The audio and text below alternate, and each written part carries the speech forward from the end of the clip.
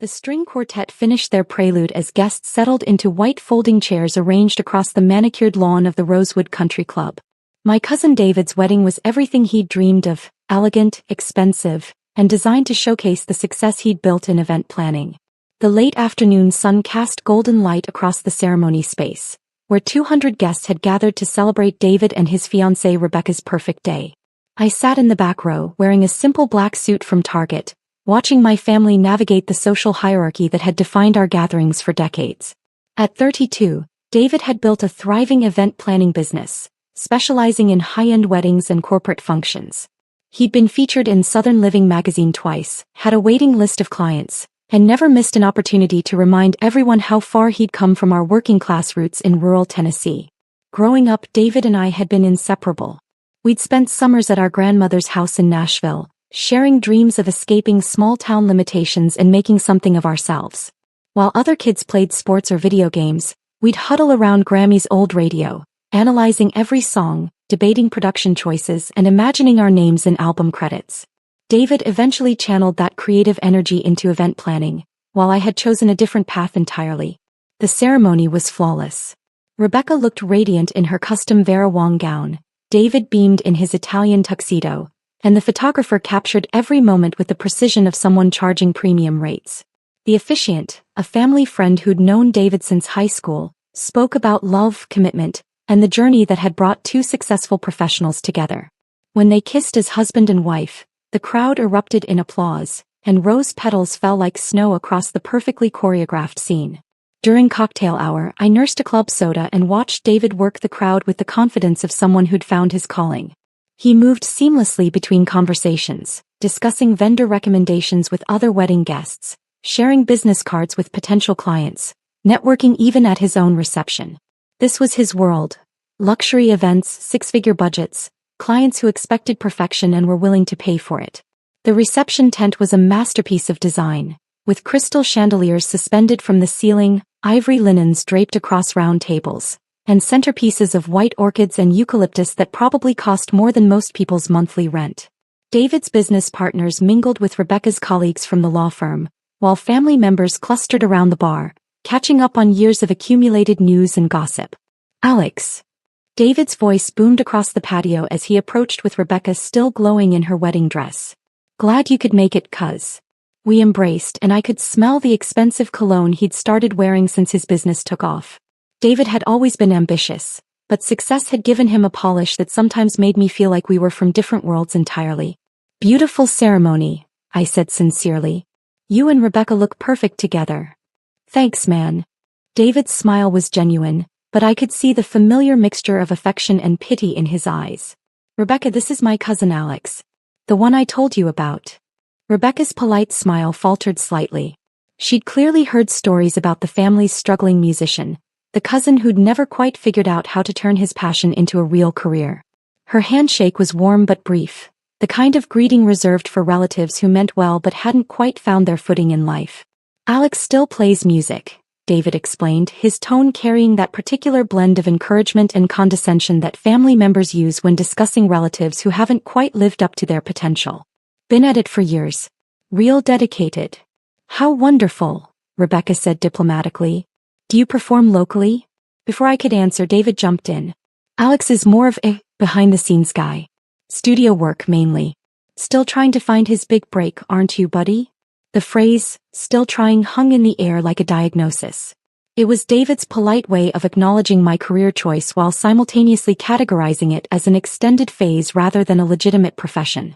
I'd heard variations of this introduction at family gatherings for 8 years.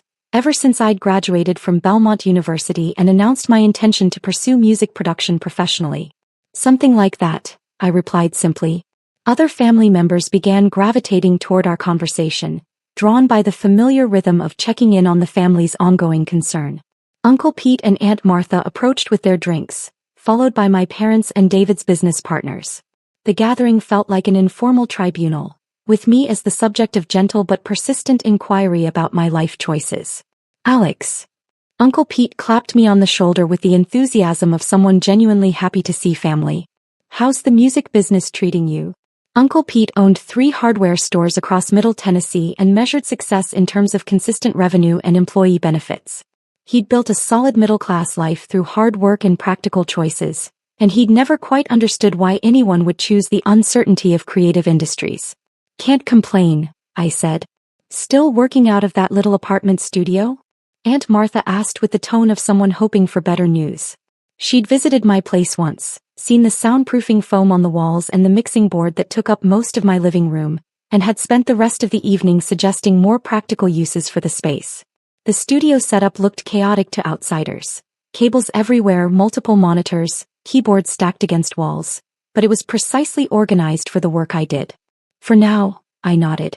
Mom moved closer, her maternal concern evident in the way she touched my arm.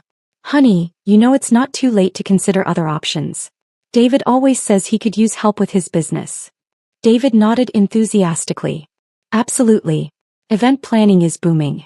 I could teach you the ropes, get you started on the business side. Real money in it." His offer was generous and well-intentioned, but it carried the implicit assumption that my current path was a dead end requiring rescue. David had been making similar offers for 3 years, ever since his business had really taken off and he'd started earning what he considered serious money. "I mean, look around," David gestured at the elegant reception. "This one event brought in $45,000.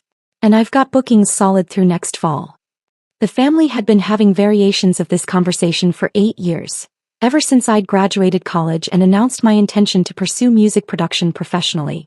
They'd watched me work odd jobs to pay rent, everything from coffee shops to warehouse shifts, while spending every free moment in recording studios, mixing tracks and collaborating with artists they'd never heard of. "I appreciate that," I said. "Really? Think about it," David pressed. "I'm talking serious money here. Last month alone I cleared more than most people make in a year. Rebecca and I are already looking at houses in Belmead."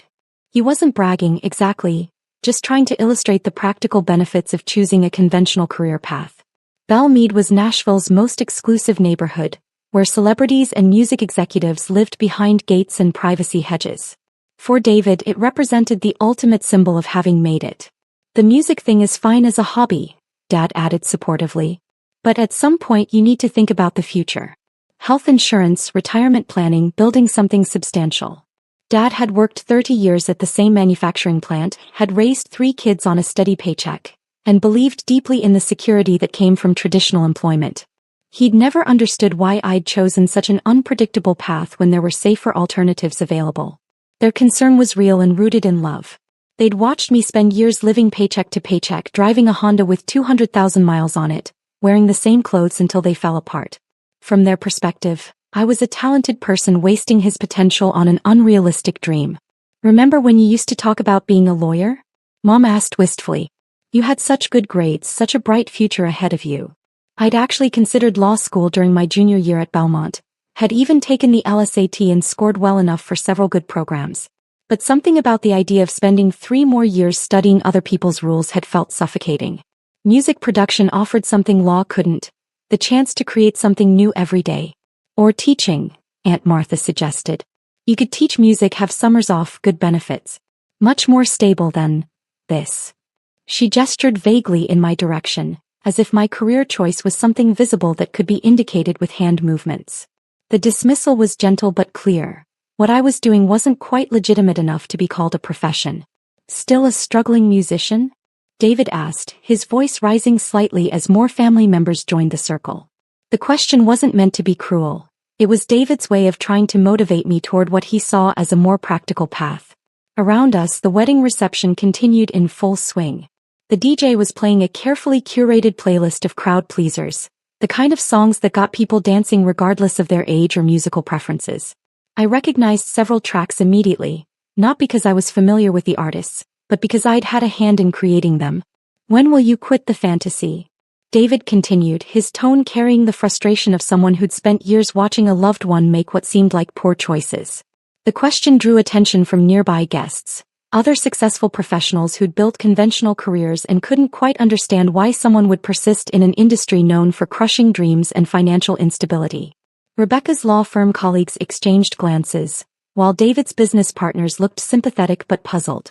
I looked around the circle of concerned faces, family members who loved me, successful people who'd found traditional paths to prosperity, individuals who genuinely wanted what was best for me but couldn't comprehend why I'd chosen such an uncertain route. Their success was visible and quantifiable. David's thriving business, Uncle Pete's expanding store chain, Rebecca's partnership track at a prestigious firm. My work remained invisible to them, hidden behind studio walls and anonymous credits. Maybe soon, I smiled, keeping my voice calm and non-committal. The response seemed to satisfy them, suggesting that I was finally coming to my senses about the impracticality of pursuing music as a career. David nodded approvingly, while Mom looked relieved that I might finally be ready to consider more stable alternatives. That's what I like to hear, Uncle Pete said, raising his bourbon. Sometimes it takes time to realize what's really important. Experience is the best teacher, Dad added philosophically. Alex has always had to learn things the hard way. The conversation continued around me as family members shared stories of career changes, friends who'd found success in unexpected fields, and opportunities available for someone willing to apply their talents in more practical directions. The underlying message was consistent. It wasn't too late to choose a realistic path. David's phone buzzed in his pocket, but he ignored it, focused on what he clearly saw as an important family intervention. This was his wedding day, but he was still taking time to address what everyone considered my ongoing life crisis. The thing is, David continued, talent is great, but you need to be strategic about how you use it. Look at what I've built. I took my creative skills and channeled them into something that actually pays the bills. He gestured toward the reception tent, where guests were enjoying dinner under those crystal chandeliers. The event represented everything David valued: visible success, satisfied clients, measurable profit, social recognition. It was impressive by any standard, and he'd built it from nothing through hard work and smart business decisions. Plus, there's room for creativity in event planning, Rebecca added supportively. David designs amazing experiences for people. It's still artistic work, just more practical. More phones began buzzing around the circle. Rebecca pulled hers out first, frowning at the screen, then Uncle Pete, then several of David's business partners. The synchronized notification sound was distinctive, the kind that suggested breaking news or viral content spreading across social media. What's going on? Rebecca asked, staring at her screen with confusion. David's phone continued buzzing insistently. He finally pulled it out, his expression shifting from annoyance to bewilderment as he read whatever had appeared on his screen. The color drained from his face as he scrolled through what appeared to be a news article. This can't be right, he muttered. What can't be right? Mom asked, her maternal instincts immediately alert to potential family crisis. David looked up from his phone, then back down, then up again, as if the screen might reveal different information upon repeated viewing. There's a Billboard article, it says. He trailed off, apparently unable to process what he was reading. Around us, more phones were buzzing as the same alert reached other wedding guests. The DJ in the reception tent seemed to have received the same notification, because the music stopped abruptly mid-song. Then the Billboard alert.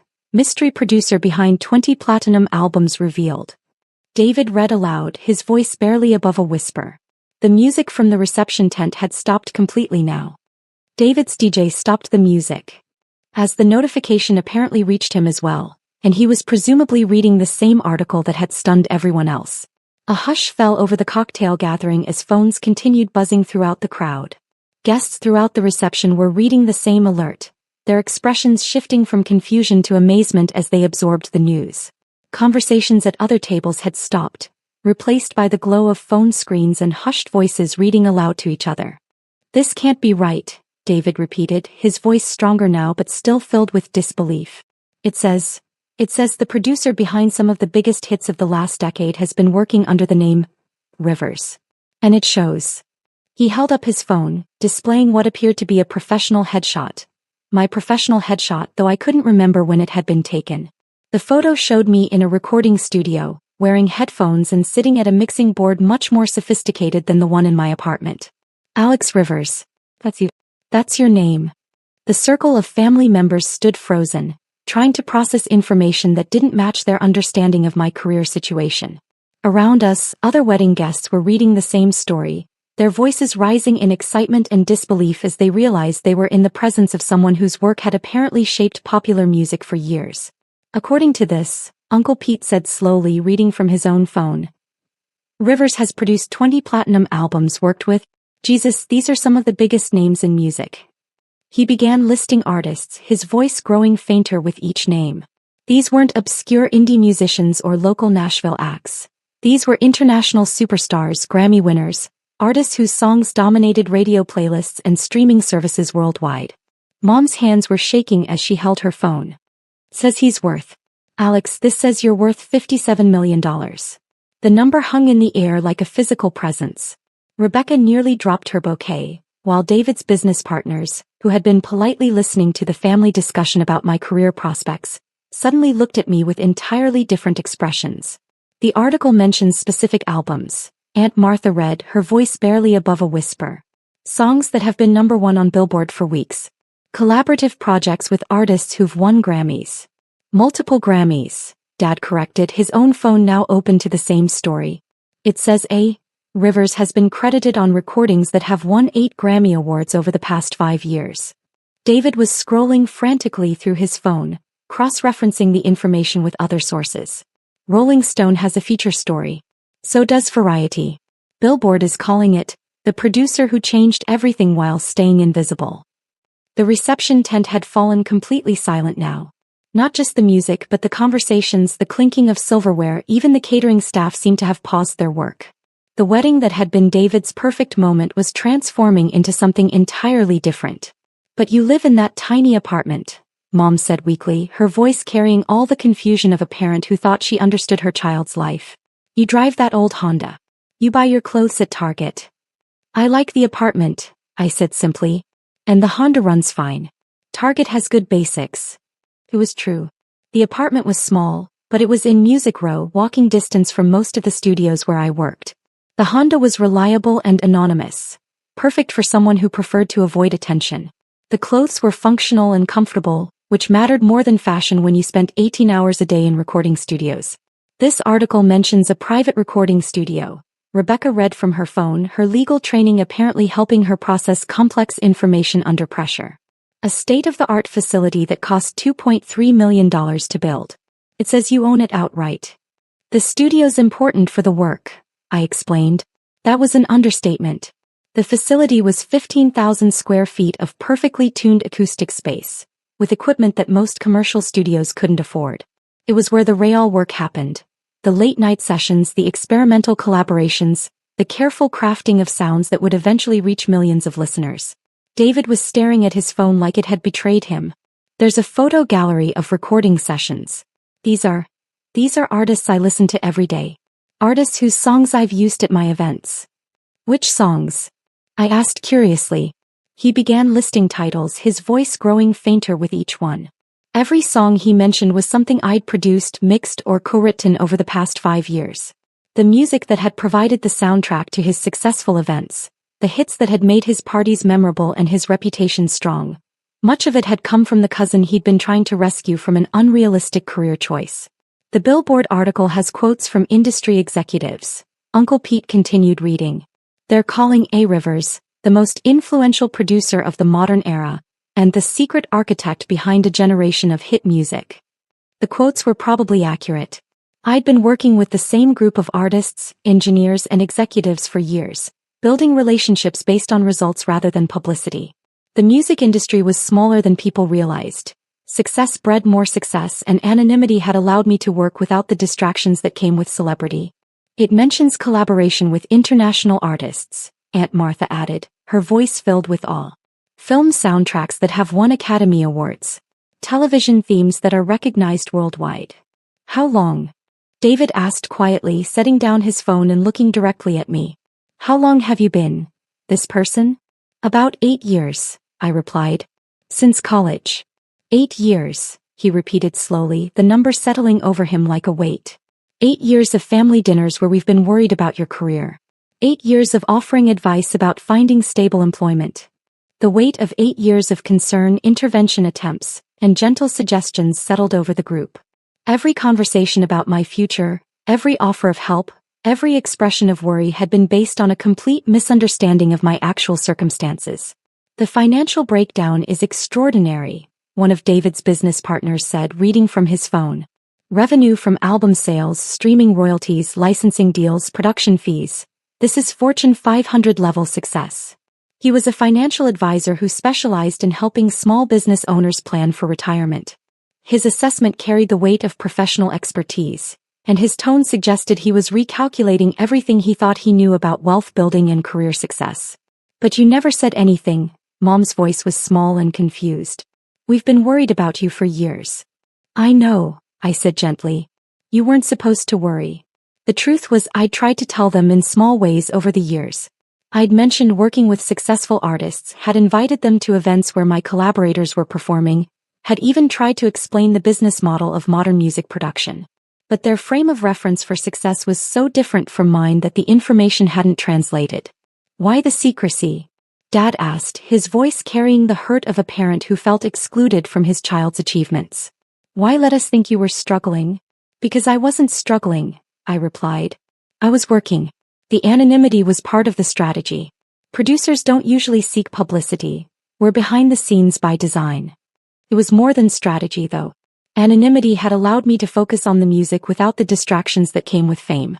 I could walk into any studio in Nashville, Los Angeles, or New York without being recognized, could collaborate with established artists without bringing ego or expectations to the process. David's wedding guests were beginning to approach our group, drawn by the commotion and the realization that they were witnessing something extraordinary.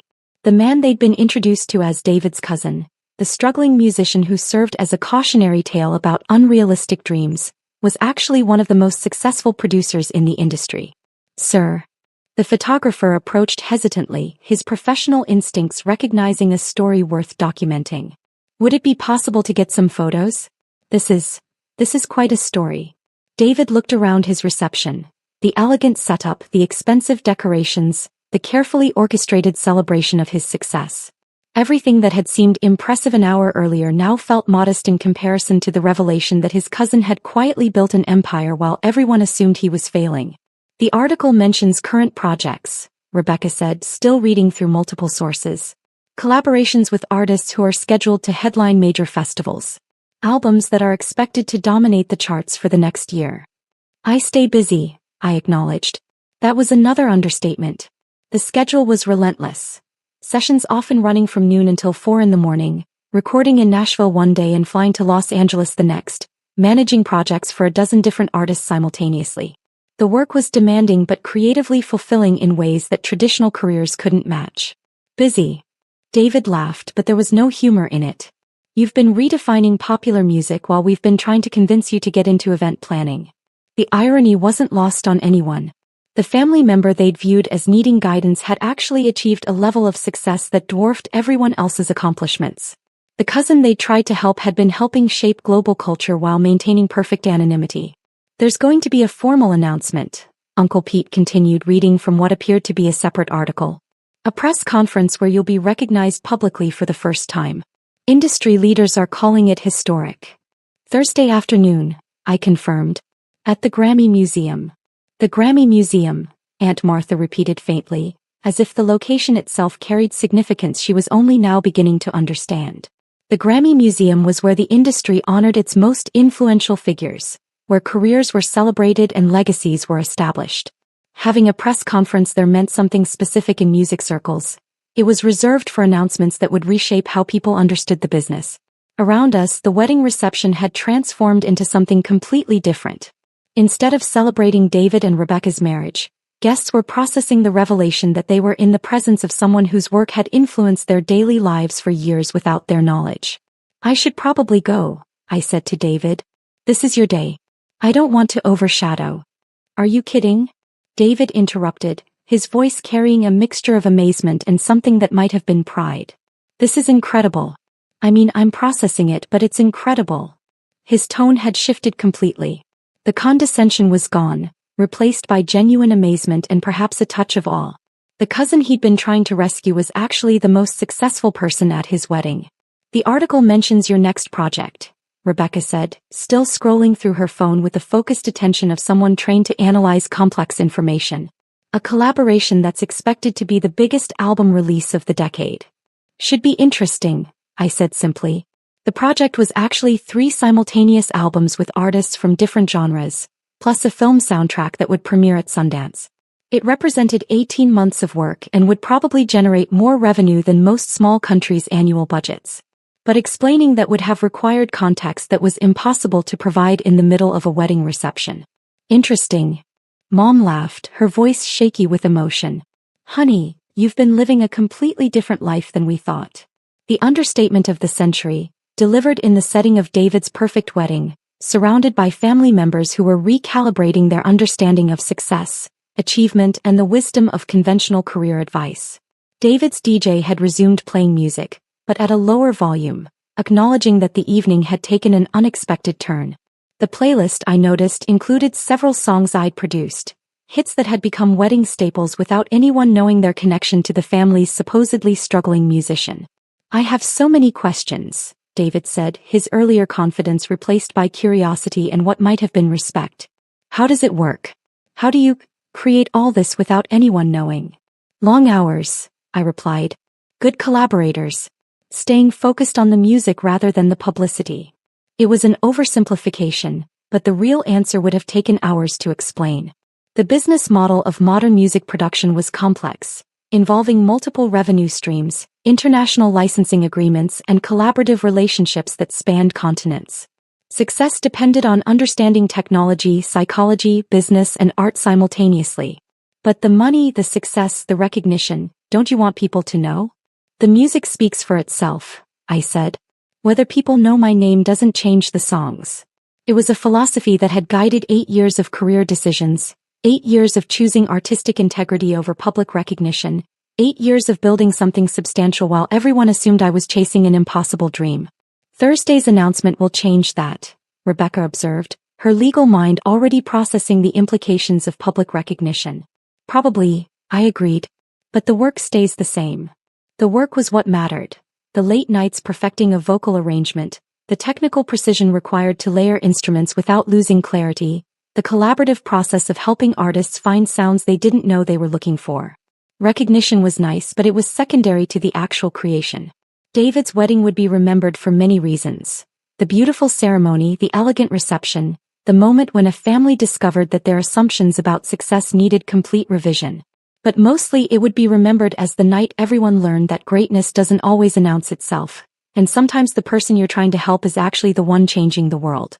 The photographer was documenting everything now, recognizing that he was capturing something unprecedented. The moment when a family's understanding of achievement was permanently altered by a Billboard notification.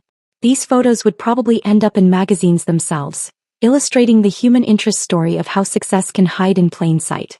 As the evening continued, phones buzzed with interview requests from music journalists, congratulations from industry colleagues I'd worked with over the years, and social media notifications as the story spread across entertainment news.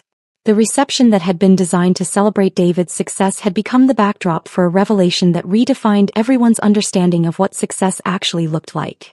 David raised his champagne glass as the sun set over the country club, casting long shadows across the manicured grounds. To family, he said, his voice carrying new respect and perhaps a touch of humility. And to never assuming you know the whole story. The toast was heartfelt, acknowledging both the celebration of his marriage and the discovery that the cousin he'd been trying to save had actually been the most accomplished person in the room all along. As the reception continued into the evening, I found myself surrounded by family members who were seeing me with completely new eyes. The struggling musician had become the mystery producer, the family concern had become the family success story, and the person they tried to help had revealed himself to be someone whose achievements made their own accomplishments seem modest by comparison. David's perfect wedding had become something even more memorable. The night his family learned that success comes in many forms, and sometimes the most extraordinary achievements happen in complete silence, recognized only by the millions of people who sing along without knowing who created the music that shapes their lives. The reception finally wound down near midnight, guests departing with stories they'd be telling for years. David and Rebecca left for their honeymoon in Italy, but not before David pulled me aside for a private conversation that lasted nearly an hour. He wanted to understand everything. The business model, the creative process, the decision to remain anonymous for so long. I owe you an apology, he said finally. No, I replied. You owe me nothing. You were being a good cousin trying to help with what you thought was a problem. But I was wrong about everything. You were working with the information you had. That's all any of us can do. David's wedding night ended with him realizing that his cousin's quiet confidence over the years hadn't been delusion or stubbornness, but the calm certainty of someone who knew exactly what he was building, even when no one else could see it. The Billboard story would run for a week, followed by features in Rolling Stone, Variety, and every major music publication. The Grammy Museum press conference would draw industry executives from around the world, finally putting a face to the name that had appeared in album credits for nearly a decade. But the real story had happened that evening at David's wedding, the moment when a family discovered that their idea of success, achievement, and practical career choices needed complete revision, and when the person they'd spent years trying to save revealed himself to be the one who had actually been succeeding beyond their wildest imagination.